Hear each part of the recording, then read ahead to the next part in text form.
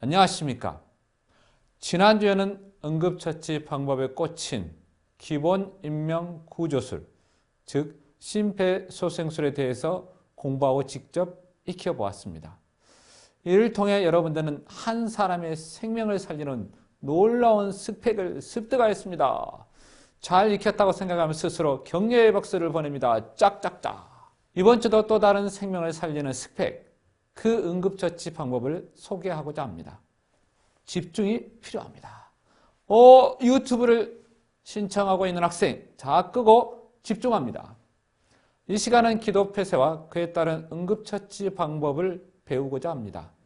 사실 기본 인명 구조술에는 기도 폐쇄 시 응급처치 방법까지 익히는 것으로 되어 있습니다. 저도 예전에 병원 응급실에서 근무할 때 70대 할아버지가 숨을 쉬지 않은 채로 응급실에 실려온 것을 진료한 적이 있습니다. 그 할아버지는 소고기를 먹다가 질식되어 응급실을 실려왔는데 이미 숨이 끊어진 뒤였습니다. 참으로 안타까운 일이었습니다. 제가 할아버지의 모관을 살펴보니 저 깊은 곳 성도 입구, 즉 기도에 지름이 약 4cm 정도의 고기 덩어리가 보였습니다. 그래서 빨리 고기 덩어리를 꺼냈습니다만 생명을 돌이킬 수는 없었습니다. 현장에서 어떤 누군가가 기도 폐쇄에 따른 적절한 응급처치를 잘했으면 인생의 위험한 고비를 넘길 수 있었을 것입니다. 또한 맛있는 소고기를 계속 맛볼 수 있었을 것입니다. 참으로 안타까운 마음이 들었습니다. 그런데 이런 일이 우리 주위에서 가끔 발생합니다. 이런 경우도 적절한 응급처치를 해주면 생명을 살릴 수 있습니다. 수강생 여러분들이 이 강좌를 들은 후 적절한 응급처치를 해줌으로써 생명을 살리는 주인공들이 되기를 바랍니다. 그래서 이번 시간도 아주 중요합니다. 이번 시간도 준비되었죠? 역시 채널 고정, 시선 고정, 당신의 가치가 달라집니다. 이번 주 강의 학습 목표입니다. 따라하겠습니다. 첫째, 호흡을 하는 기도의 구조 및 기능을 설명한다. 둘째, 성인의 기도 폐쇄 시 증상 및 응급처치 방법을 이해하고 시행한다. 셋째, 하임리히법을 시행해 본다.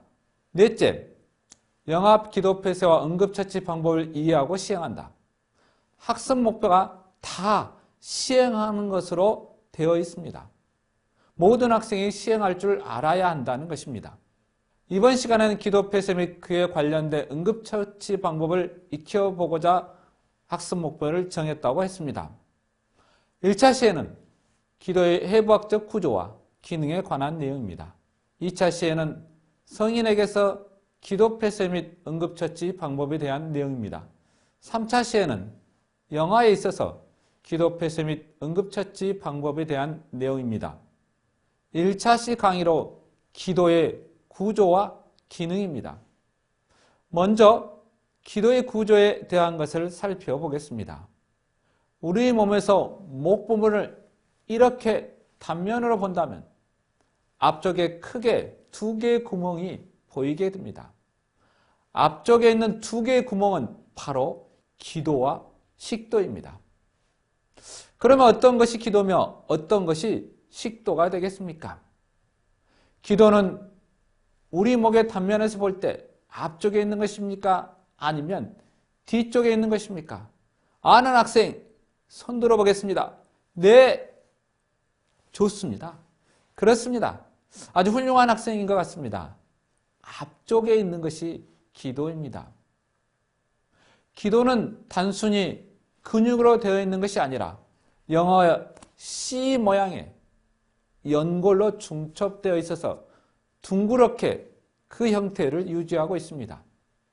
그러면 당연히 뒤쪽에 있는 쭈글쭈글하게 보이는 것은 바로 식도가 되겠죠. 식도는 근육으로 되어 있기 때문에 동그란 모양의 단면을 유지하기 못합니다. 그래서 쭈글쭈글하게 보입니다. 기도는 영어로 airway, A라고 합니다. A라고 하면 생각나는 것이 있죠. 바로 CAB입니다. 심폐소생술의 순서 CAB가 바로 생각나야 지금 열심히 공부하고 있다는 증거입니다. 순간 바로 떠올려야 될 상황인 것입니다.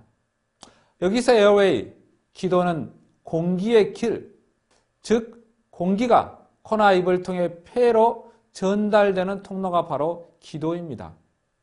공기는 호흡을 들어 마실 때, 즉 들숨 때 비강이나 구강으로부터 시작하여 인두, 후두, 기관, 기관지, 세 기관지를 통해서 폐로 전달됩니다. 숨을 쉬기 위해 필요한 폐는 우리 몸에서 어떤 역할을 할까요? 가장 중요한 역할은 바로 산소와 이산화탄소를 교환하는 장소입니다. 날숨을 통해 이산화탄소를 내뿜고 들숨을 통해 산소는 마셔서 혈액으로 보냅니다. 호흡이 일어나는 장소는 공기가 기관, 기관지, 세 기관지를 지나 폐의 마지막 부분인 폐포, 즉 헛박하리를 통해 이산화탄소와 산소의 교환이 일어납니다. 헛박과리에서 전신을 돌면서 산소를 사용한 나쁜 피가 폐 동맥을 통해서 들어온 이산화탄소가 폐를 통해 나갑니다.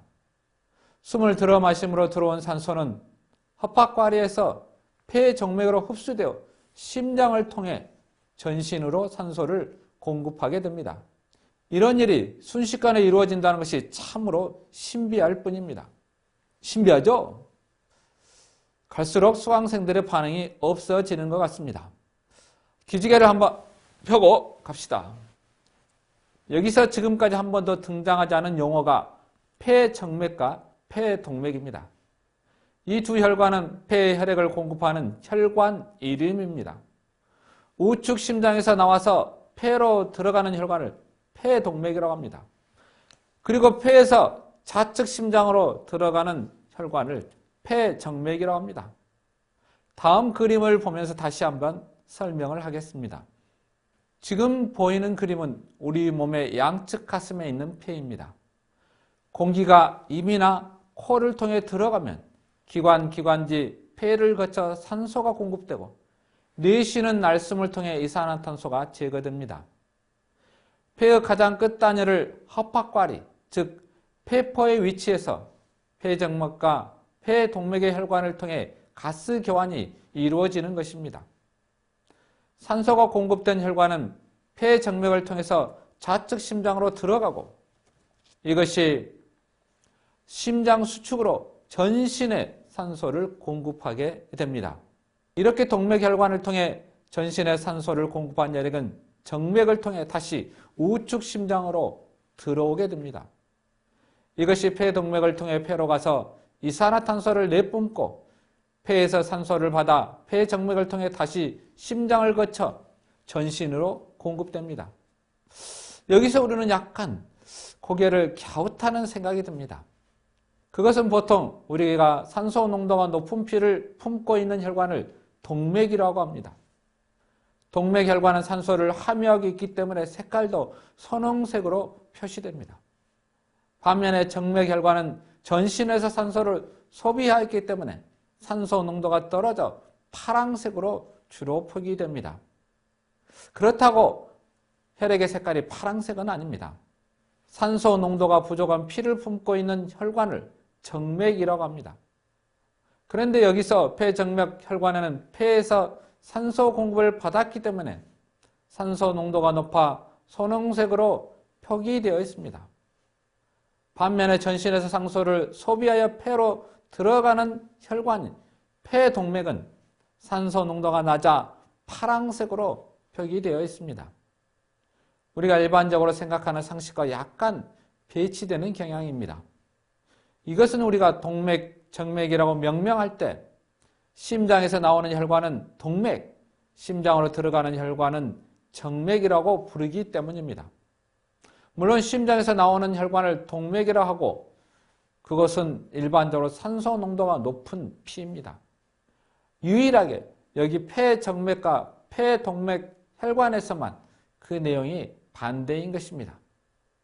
그러면 폐의 기능을 영상을 통해 다시 한번 확인해 보도록 하겠습니다.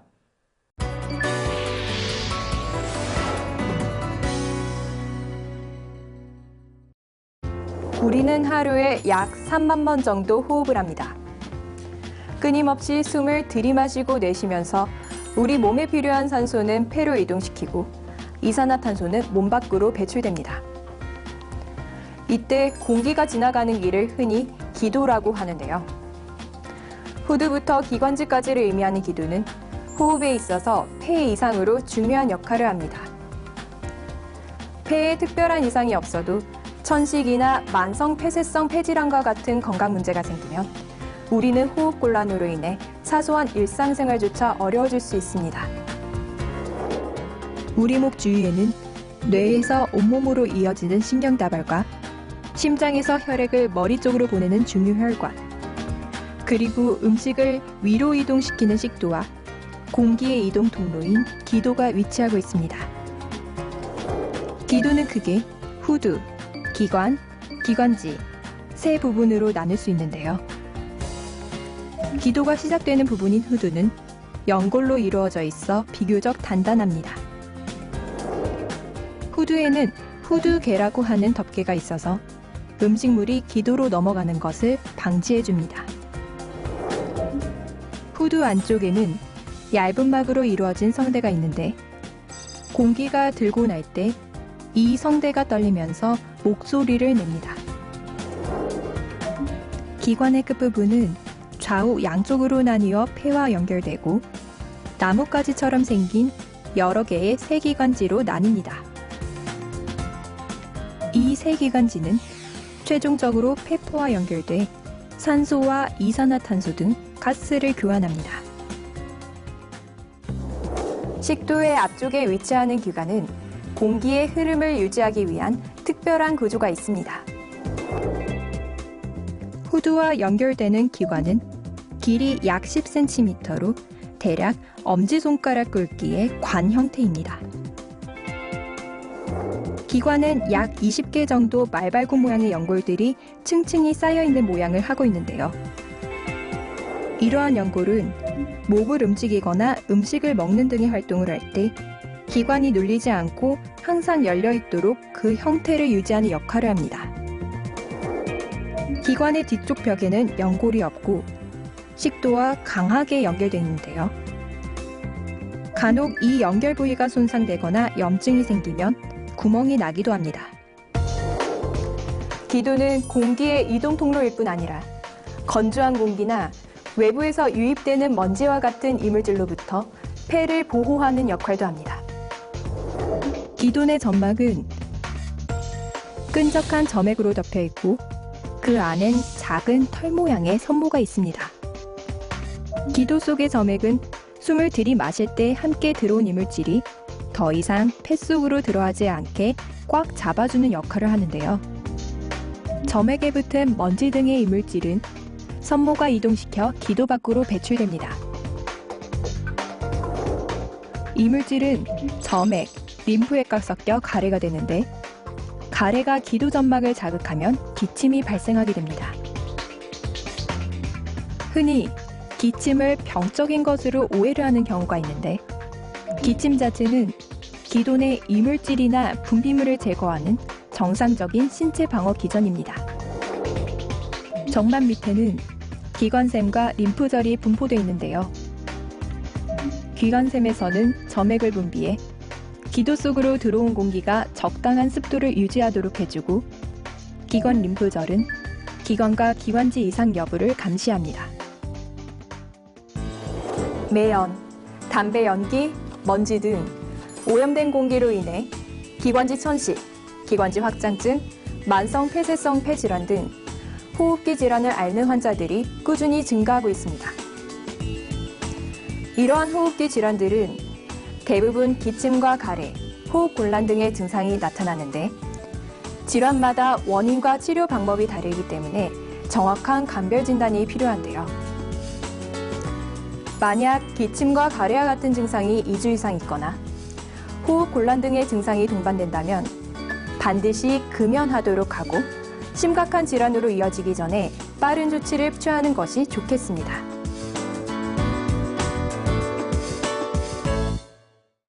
우리 목에는 2개의 관이 내려간다고 했습니다. 앞쪽에 있는 것이 기관지이고 기도이고 뒤쪽에 있는 것이 식도라고 했습니다. 숨을 쉴 때는 기도가 열리고 음식이 들어갈 때는 식도가 열리게 됩니다. 이것이 잘 안 되면 음식이 잘못 들어가 가끔 살에 들리게 됩니다. 그러면 음식물이 기관지로 들어가지 못하게 덮어주는 것이 무엇입니까? 바로 후두개입니다. 기도로 들어가는 입구에 후두개가 있습니다. 음식물이 들어올 때는 이 후두개가 닫혀서 음식물이 기도로 들어가지 못하도록 하면서 음식물이 식도로 들어가도록 합니다. 이 후두개는 숨을 쉴 때는 열리고 음식물이 들어올 때는 닫힙니다. 이 후두개 염증이 생기면 후두계염이 발생한다고 할 수 있습니다. 후두계염이 발생하면 세 가지 특징적인 증상이 나타납니다. 첫째는 기침소리가 개가 짖는 소리처럼 컹컹거립니다. 둘째는 목소리가 쉰 소리가 납니다. 셋째는 숨을 들어 마실 때, 즉 들숨 때 천명의 소리가 들립니다. 이런 소리가 들립니다. 이런 세 가지 증상이 생기면 후두계염이라고 합니다. 그런데 이런 증상이 심하지 않고 오는 경우는 흔히 아이들에게 있어서 크룹이라고도 합니다. 그런데 이 후두계염이 심하게 염증을 보이면 후두개가 갑작스럽게 부어올라 기도를 막기도 합니다. 그래서 아이가 숨 쉬지를 못하는 경우가 있습니다. 어린 아이들에게 있어서 주의해야 할 질병 중에 하나입니다. 그러면 기도의 입구인 성대를 한번 보겠습니다. 지금 보는 그림이 바로 성대의 구조물입니다. 우리가 사람을 바로 눕혀서 눕힌 당사자의 머리맡에서 성대를 보고자 했을 때 보이는 그림입니다. 위쪽에 있는 공간이 바로 성대이고 아래쪽에 있는 공간이 바로 식도입니다. 사진 중앙에 보이는 것이 바로 성대입니다. 소리는 이 성대의 떨림으로 나오게 됩니다. 노래하는 사람은 이 성대를 무리하지 않도록 잘 관리해야 합니다. 성대 위쪽에 있는 오리 주둥이처럼 보이는 것이 바로 후두개입니다. 오른쪽 사진은 기관지로 통하는 기관지 내시경을 하기 위해 성대에서 기도로 기관지 내시경 기계가 들어간 모양입니다. 그런데 눈으로 볼 때 좌측에 진주 모양의 둥그런 것이 있는데 성대에 폴립이 생긴 것을 관찰할 수 있습니다. 이런 폴립이 성대에 있으면 갑자기 목소리가 쉰 소리가 나기도 하고 목이 쉽게 쉬기도 합니다. 성대를 지나면 기관지가 나오고 기관지는 오른쪽과 왼쪽으로 분지됩니다. 오른쪽 기관지는 다시 두 개의 가지로 분지되고 또 하나가 다시 두 개로 분지되어 총 세 가지로 분지됩니다. 그런데 반해 왼쪽 기관지는 두 개의 가지로 분지됩니다. 오른쪽은 폐가 세 개의 옆으로 나뉘어져 있어서 기관지 분지가 세 개고 왼쪽 폐는 두 개의 옆으로 나뉘어져 있어서 기관지 분지가 두 개입니다. 메인 기관지가 우측, 좌측으로 분지될 때 오른쪽 기관지가 더 굵고 각도가 더 예리합니다. 이 말은 오른쪽 기관지가 옆으로보다는 아래쪽으로 진행하고 있다는 것입니다. 그러면 이 물질이 들어오면 기도 중 어디에 잘 걸릴까요? 메인 기관의 약 10%, 우측 기관지의 약 60%, 좌측 기관지의 약 30% 정도 걸리게 됩니다. 즉 대부분의 이물질은 성대에 걸리거나 오른쪽 기관지에 걸려있는 경우가 많다는 것입니다. 그것은 오른쪽 기관지는 분지하는 각도가 왼쪽 기관지보다 각도가 급해 이물질이 들어오면 오른쪽 기관지로 잘 들어갑니다. 그러면 이물질이 기도를 통해 들어가면 어떻게 해야 합니까? 물론 당장 꺼내야 합니다. 그런데 사실 이물질이 기도로 잘 들어가지는 않습니다. 왜냐하면 우리 몸은 생리적으로 기도로 이물질이 들어가도록 허용치 않기 때문입니다. 조금이라도 뭔가 기도로 들어가면 우리 몸은 갑자기 캑캑거립니다. 우리 이때 살에 들렸다고 말합니다. 우리 몸은 신비하게 이물질이 기도로 들어오면 반사적으로 저지하게 됩니다. 이것을 우리는 개그 리플렉스, 즉 교액 반사라고 합니다. 이 반사 때문에 이물질이 기도로 잘 들어가지 않습니다. 이것이 잘 안 되는 사람은 자주 살에 들리곤 합니다. 그런데 이물질이 성대를 넘어 깊이 기관지에 들어갔을 때 확인 및 제거를 위해 사용하는 기구가 바로 기관지 내시경입니다. 그냥 입을 열어서 눈을 확인하기 어려울 만큼 깊이 들어간 경우 기관지 내시경 기구를 사용합니다. 실제로 바로 성대 부분에 이물질이 걸려 있으면 이비인후과 가서 경직성 내시경을 사용하여 이물질을 제거합니다. 그런데 이물질이 성대보다 더 깊이 들어간 경우는 이비인후과로 가지 않습니다.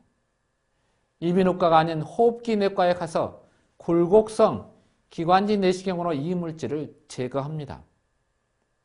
기관지 내시경은 보는 바와 같이 굽어지지 않는 경직성 기관지 내시경과 굽어지는 굴곡성 기관지 내시경이 있습니다.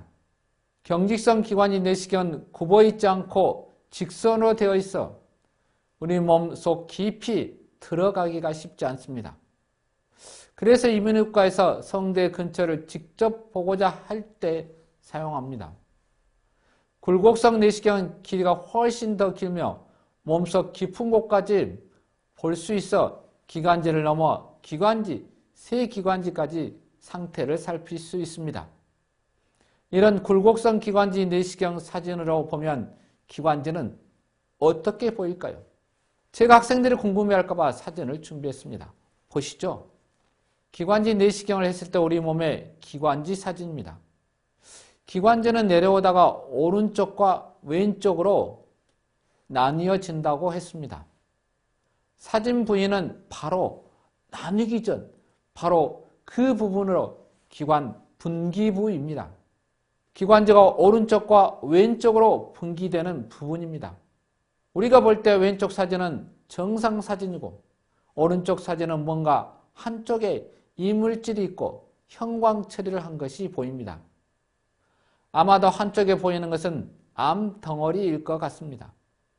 이처럼 기관지 내시경을 통해 작은 이물질이 들어갔을 때 확인하여 꺼내게 됩니다. 꺼낸 조직을 현미경으로 조직 검사를 하여 진단을 내릴 수 있게 됩니다. 기관지 내시경을 통해 깊은 곳까지 본다는 것은 이물질이 깊이 들어갔거나 시간이 좀 지난 경우 혹은 이물질이 크지 않는 경우에 해당되는 것들이 대부분입니다. 그러면 큰 이물질이 기도로 들어갔을 때 나타나는 반응은 어떤 것들이 있겠습니까? 사진과 같은 모습을 보입니다. 목을 부여잡고 소리를 잘 내지 못합니다. 그래서 이물질 흡입으로 중증 기도폐쇄가 발생했을 경우 나타나는 증후들은 다음과 같습니다. 가장 흔하게 목을 부여잡습니다. 이것을 우리는 V사인이라고 합니다. 손이 목을 감싸고 안고 있는 것이 V자 모양을 하고 있기 때문에 V사인이라고 합니다. 또한 소리가 안 나오는 기침을 하며 기도폐쇄가 심해지면 입술과 얼굴에 청색증 증상이 보입니다. 또한 기도폐쇄로 말을 잘 하지 못하고 보기에도 숨을 잘 쉬지 못합니다. 이때는 어떻게 해야 합니까? 먼저 당사자에게 물어봅니다. 숨 막히세요? 목에 뭐가 걸렸습니까? 라고 물어봅니다. 그러면 당사자는 기도폐쇄로 말은 하지 못하고 고개를 끄덕입니다. 이로써 이물질로 기도폐쇄인 것을 확인하게 됩니다. 아주 긴박한 기도폐쇄를 보이는 영화의 한 장면을 한번 보겠습니다.